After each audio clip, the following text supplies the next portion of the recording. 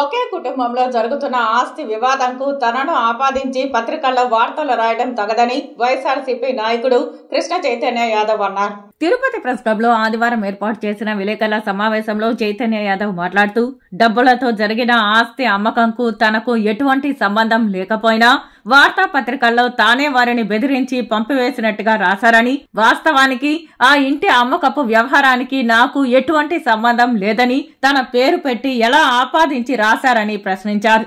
తిరుపతి శ్రీనివాసపురంలో కంకలపాటి శ్రీదేవి, ఆమె చిన్న కుమార్తె మధ్య కొంతకాలంగా ఆస్తి వివాదం జరుగుతోందని, ఈ క్రమంలో జరిగిన క్రయ విక్రయాలలో తన ప్రమేయం లేకపోయినా ఉందని చూపుతూ వార్తలు రాయడం మంచిది కాదని హెచ్చరించారు. ఉద్దేశపూర్వకంగా తనపై వార్తలు ప్రచురించిన పత్రికలపై పరువు నష్టం దావా వేస్తానని స్పష్టం చేశారు.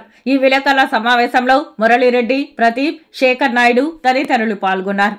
బ్యాంకు నుంచి లోన్ వచ్చినటువంటి పత్రం యాక్సిస్ బ్యాంకు నుంచి డబ్బులు ఇచ్చి కొనుక్కుంటే కూడా కాజేశారు అని అలా రాస్తారు, ఆక్రమించారు అని అలా రాస్తారు.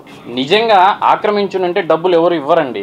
ఆ అమ్మాయి స్వహస్తాలతో డాక్యుమెంట్ హోల్డరు హైమవతి, ఆమె స్వహస్తాలతో యుఎస్ నుంచి పంపించినటువంటి అగ్రిమెంట్ లాస్ట్ సంవత్సరం జులై, ఇది మళ్ళీ మీకు పత్రికా వాళ్ళకి కూడా అందరికీ ఇస్తాను. బ్యాంకు లోనుకు పోయినప్పుడు కొనుక్కున్నటువంటి మురళీరెడ్డి బ్యాంకు లోనుకు పోయినప్పుడు బ్యాంకు ప్రాసెస్ ప్రకారం రెండు విభాగాలు ఉంటాయి. ఒకటి ఇంజనీరింగ్ విభాగము, ఒకటి లీగల్ విభాగం.